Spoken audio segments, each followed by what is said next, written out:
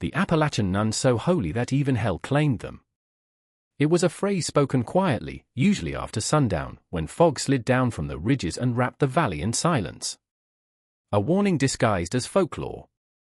A fragment of truth buried beneath decades of fear and disbelief. When investigators finally uncovered what had happened in the winter of 1965, many struggled to understand how such a tragedy could unfold unnoticed for so long. But the answer had been forming for generations, shaped by isolation, distorted devotion, and the unspoken consequences of shared blood. The story begins in 1936. That was the year twin sisters Mary and Ruth Sullivan, both 29, announced the creation of what they called the Sisters of the Mountain Sanctuary. They were not part of any recognized religious order. They had no approval from church authorities. No formal vows. No outside supervision. Only belief. And each other. Born in 1907, Mary and Ruth were identical in appearance, same pale skin weathered by mountain sun, same deep blue eyes, same copper hair that would later fade into gray. But their resemblance went deeper than surface features. They were products of a lineage that had rarely looked beyond its own borders. The Sullivan family traced its roots back to Scottish-Irish settlers who had arrived in the Appalachian region nearly 200 years earlier. Unlike many families who migrated west or moved into towns, the Sullivans stayed. Generation after generation remained in the same narrow valley. The same fields. The same cabins. The same bloodlines. Their great-grandparents, Jeremiah and Elizabeth Sullivan, were first cousins who married in 1849. At the time, it was considered practical. There were few eligible partners nearby. Land was precious. Families wanted to keep property within trusted hands. That marriage established a pattern. One that repeated quietly.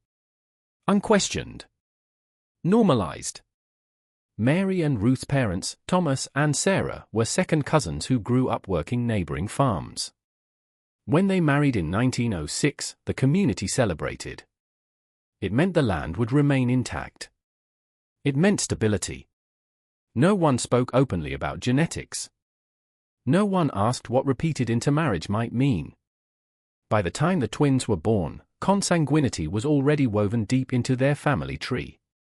The girls grew up nearly cut off from the outside world. Their mother taught them to read using only the family Bible. Their education ended there. They rarely met children outside their extended relatives. Visitors were uncommon. New ideas even rarer. From an early age, Mary and Ruth developed an intense spiritual focus. Their mother's strict Protestant faith blended with their father's stories of ancestral devotion in the old country. Scripture became their primary lens for understanding reality. As teenagers, while other girls dreamed of marriage, the twins spoke of divine purpose. Of calling. Of separation from worldly corruption. They believed they had been chosen. When they announced their intention to form a religious order, their parents objected at first. Life in the mountains was already difficult. A convent-like existence would be even harder. But eventually, they agreed. It was better than watching their daughters leave the valley entirely. So, on a patch of family land, Mary and Ruth built a small cabin. That cabin became the first home of the Sisters of the Mountain Sanctuary. At first, it was only the twins. 2 women. 2 beds. 1 wood stove. 1 Bible. But isolation has a way of attracting the isolated. Over the years, women from surrounding hollows began to arrive. Some were widowed. Some were considered unsuitable for marriage. Others were simply tired of hardship and loneliness. By 1950, 12 women lived at the sanctuary. They followed rigid routines of prayer and labor. They farmed. They sewed.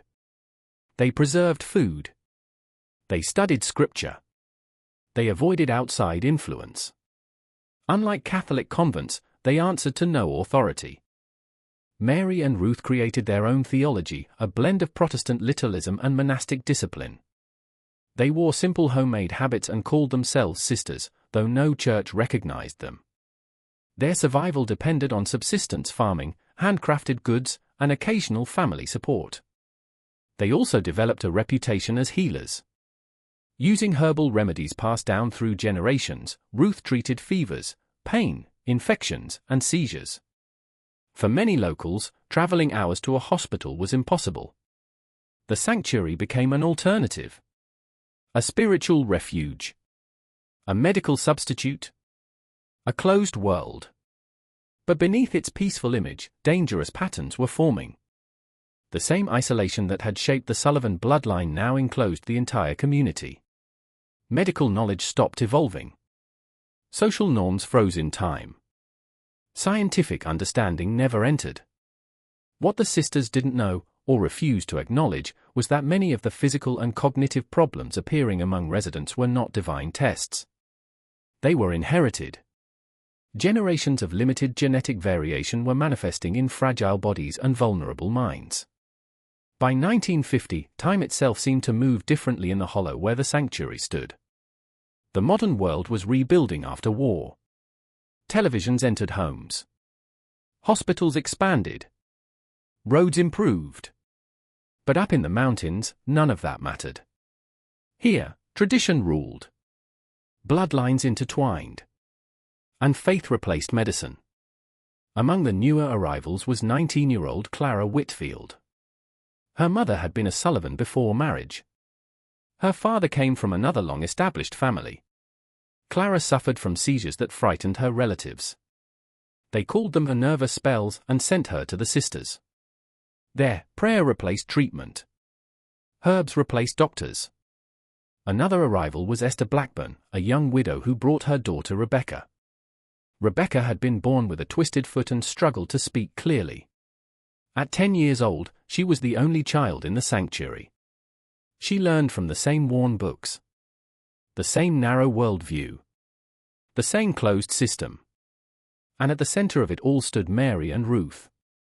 Identical in face. Different in spirit. Mary became dominant. Commanding. Decisive. Ruth focused on healing and ritual. But both shared one unshakable belief. They were chosen. And their way of life was holy. No matter the cost. By the autumn of 1950, the Sisters of the Mountain Sanctuary had become a permanent fixture in the surrounding valleys. 12 women lived behind its quiet boundaries. Dozens more relied on its remedies. And nearly every family in the region had some blood connection to the Sullivan line. It was during one of these routine healing visits that the first unmistakable warning sign appeared. Joseph Sullivan arrived at the sanctuary just before dusk one October evening. His wife, Martha, was 7 months pregnant. She was pale. Sweating. Clutching her abdomen in waves of pain. Blood had already begun to soak through her dress. The nearest hospital was more than 2 hours away by winding mountain roads made treacherous by recent storms. Joseph believed the sisters might stabilize her long enough for transport. He was wrong. Ruth examined Martha by lantern light. Her hands trembled as she pressed against the swollen belly. After a long silence, she whispered that the situation was grave. The child was coming early. And Martha was hemorrhaging. That night became a vigil. Candles burned until they melted into wax puddles. Women knelt on wooden floors until their knees bled. Herbs were brewed. Poultices were applied. Scripture was recited in rising desperation. But prayer could not replace surgery. By morning, Martha was dead. So was her unborn child. Joseph collapsed beside her body, screaming into the dirt floor. No doctor had been called. No ambulance summoned. No emergency message sent. Faith had delayed action. And delay had killed her. Officially, the community called it God's will. Privately, fear began to spread. Martha was not the first. She was the third woman from the extended Sullivan family to die in childbirth in 10 years. All had bled. All had deteriorated rapidly. All had died under similar circumstances. But no one yet understood why. Joseph did not accept divine explanations. In grief and rage, he accused the sisters publicly. He spoke of generations of cousins marrying cousins, of twisted family trees, of children born sickly and fragile. He said Mary and Ruth were marked from birth. That sin ran in their blood. Many dismissed him as broken by loss. But his words lingered, like rot beneath paint. After Martha's death, Mary tightened her grip. Outside contact became rarer. Visitors were screened. Questions were discouraged. Doubt was labeled temptation. Ruth preached that separation purified the soul. Mary insisted the outside world was corrupt. Together, they reframed isolation as holiness. At the same time, illness spread quietly through the sanctuary. Clara's seizures worsened. Sometimes she collapsed during prayer, her body convulsing on chapel floors. Esther's hands began to shake. Her stitching grew uneven. Her grip weakened. Rebecca's speech stalled. At 12, she still spoke like a much younger child. Others complained of blurred vision, chronic pain, confusion, memory loss. But every symptom was spiritualized. Weakness meant lack of faith. Pain meant testing. Disability meant divine refinement. By 1955, the sanctuary had largely withdrawn from healing outsiders. Mary announced they must focus on our own purification. Only select relatives were allowed to visit. Supplies arrived quietly. Questions stopped. The compound turned inward. It was during this period that Mary and Ruth claimed to receive revelation. They said it came during a long night of prayer. A shared vision. A divine message. They spoke of blood, of lineage, of holiness passed through generations. They pointed to biblical figures who married within families, to dynasties preserved through kinship. They argued that the Sullivan line was chosen, that intermarriage was not corruption. It was preservation. From this warped theology, a new doctrine was born. Only those of proven blood would now be accepted. Outsiders were rejected. Distant cousins were welcomed.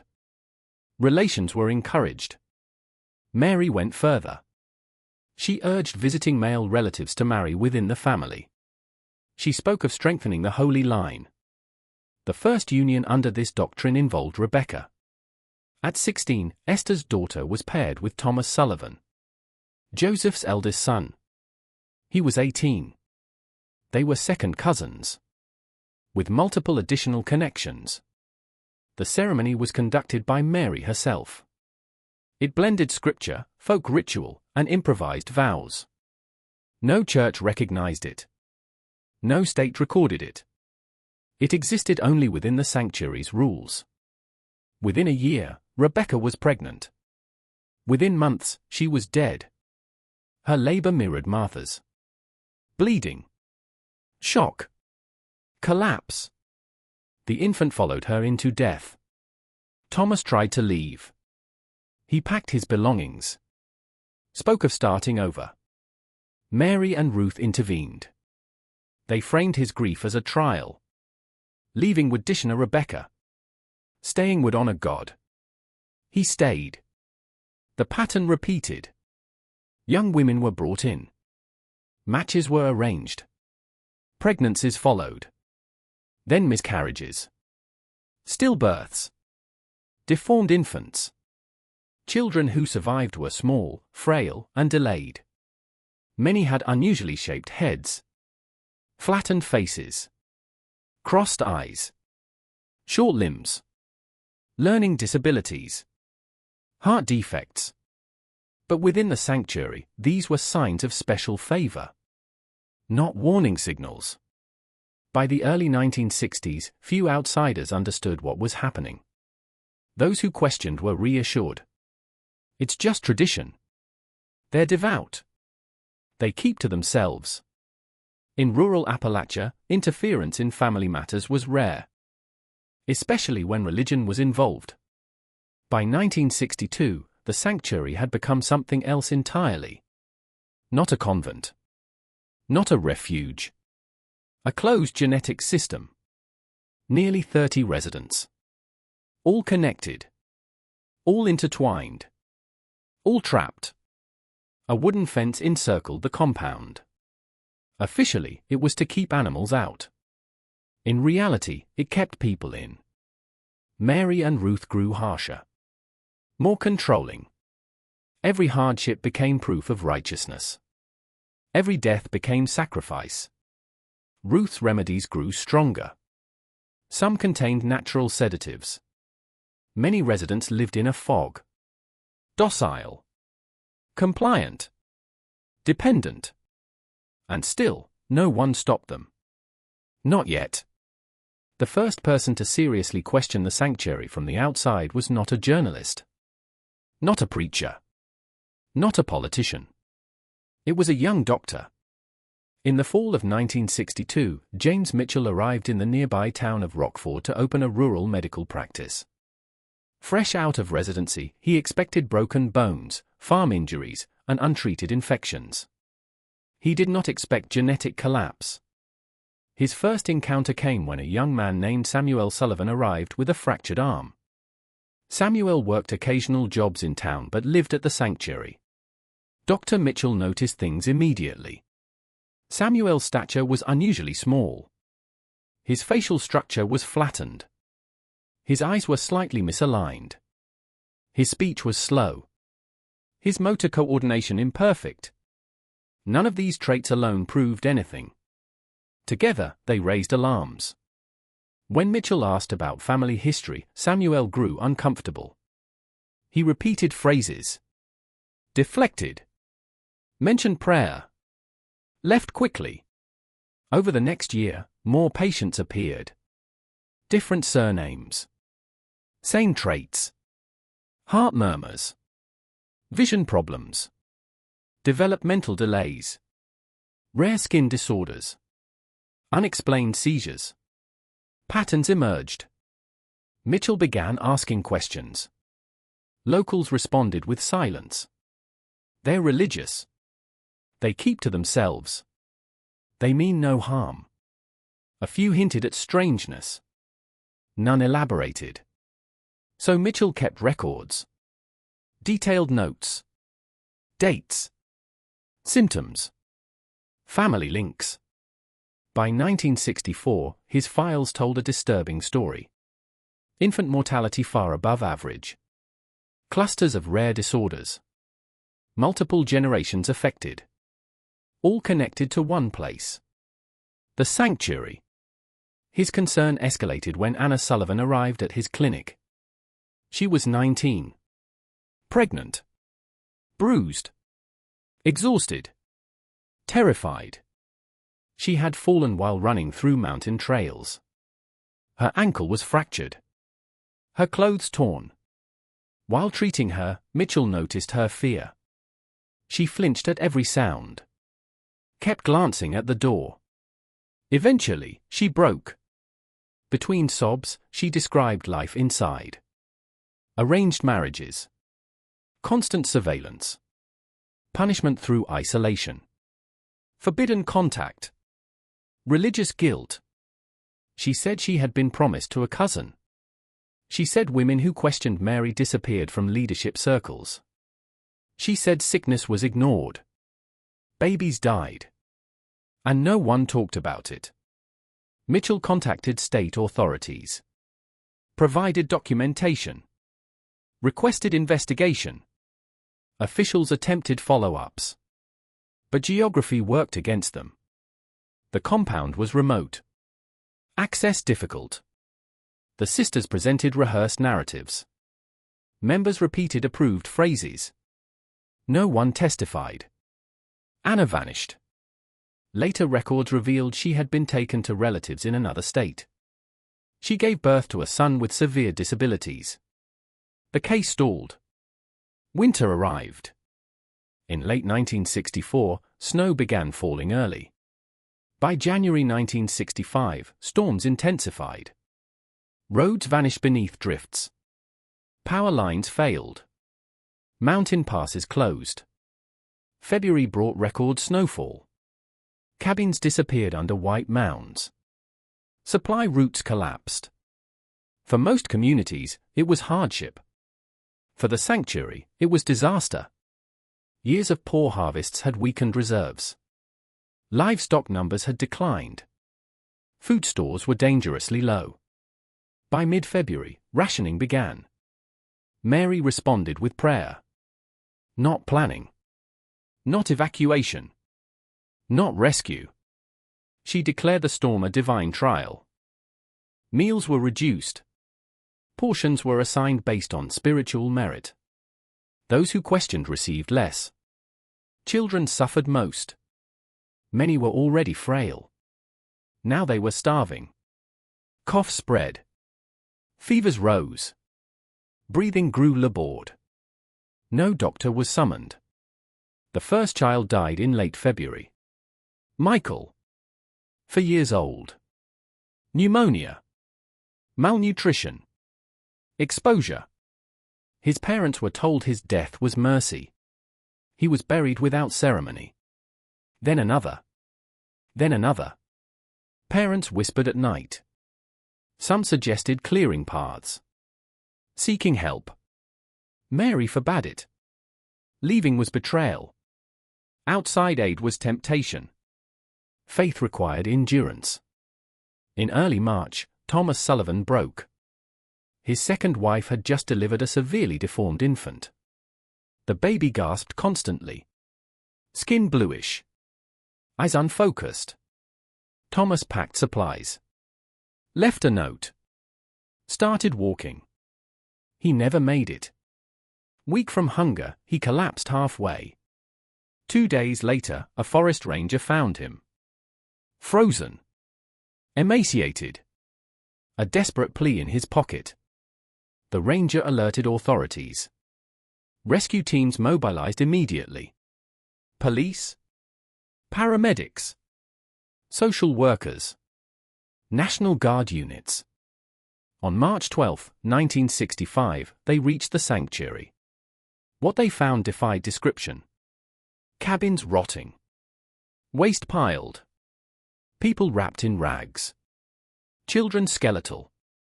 Eyes too large for sunken faces. Bodies twisted by deformities. The chapel was unheated. A single fire burned near Mary and Ruth. Others shivered. Mary and Ruth were thin. But stronger. Better fed. They preached as rescuers arrived. Quoting scripture. Condemning interference. Declaring persecution. Most residents barely responded. They waited for instruction. For permission. For orders. Years of control had erased autonomy. All survivors were evacuated. Children removed immediately. Medical triage began. Doctors documented catastrophe. Starvation. Hypothermia. Congenital heart defects. Skeletal malformations. Neurological disorders. Vision loss. Hearing loss. Severe cognitive impairment. Autopsies on deceased children revealed prolonged neglect. Untreated infections. Chronic malnutrition. Suffering that had lasted years. The sanctuary cemetery held 27 graves. In a community of 30. The truth was undeniable. And now, finally, it was visible. The removal of the sanctuary's residents marked the end of one closed world. And the beginning of another. Hospitals across West Virginia received the survivors. Some were treated for starvation. Others for infections. Many for conditions doctors rarely saw clustered in one place. Congenital heart defects. Malformed spines. Degenerative vision disorders. Severe developmental delays. Genetic syndromes usually found only in isolated cases. Here, they appeared by the dozen.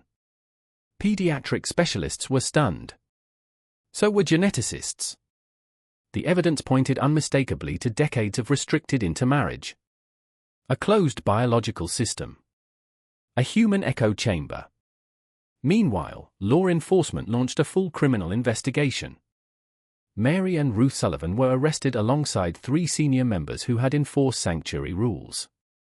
They were charged with negligent homicide, child endangerment, abuse, false imprisonment, and conspiracy to obstruct medical care. When officers took them into custody, the twins did not resist. They quoted scripture, blessed the guards, warned of divine judgment. They refused attorneys, claimed God was their defense. Their first court appearance drew national attention. Journalists filled the small courthouse. Photographers crowded hallways. Newspapers dubbed them the Appalachian Nuns.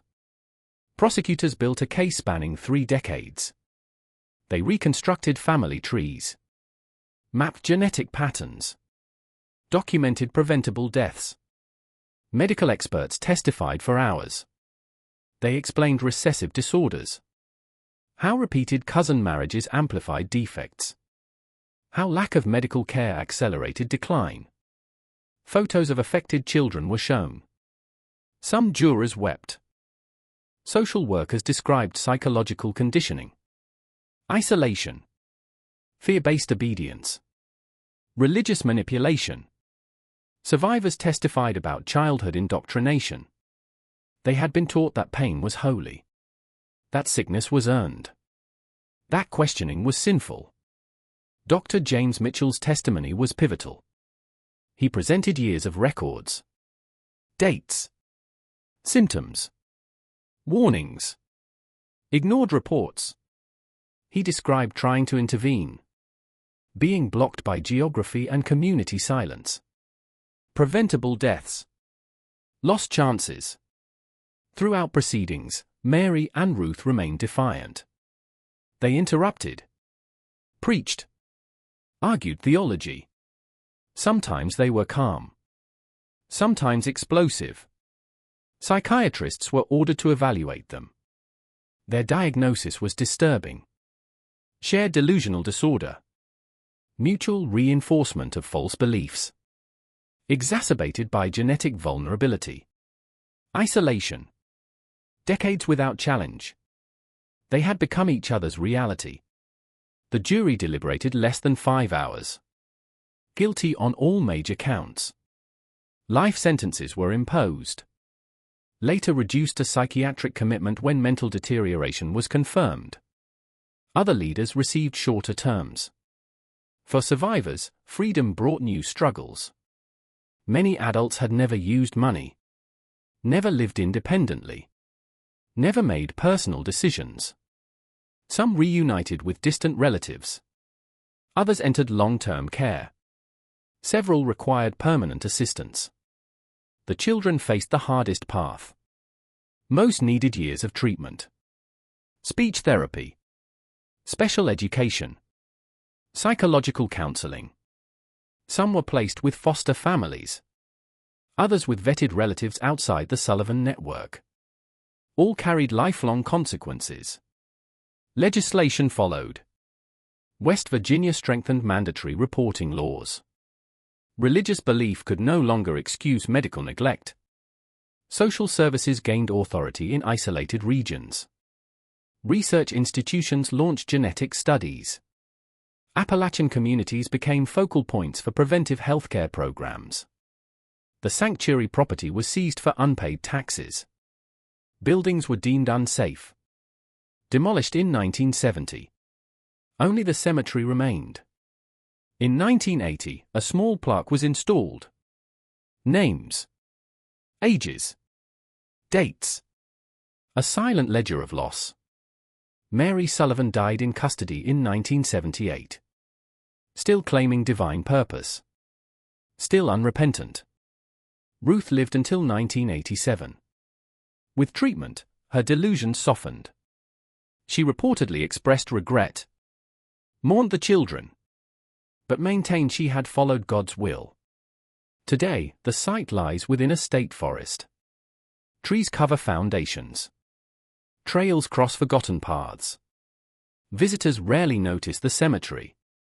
Few know its story. In medical schools, the case is studied. In law enforcement training, it is referenced. In sociology courses, it is analyzed.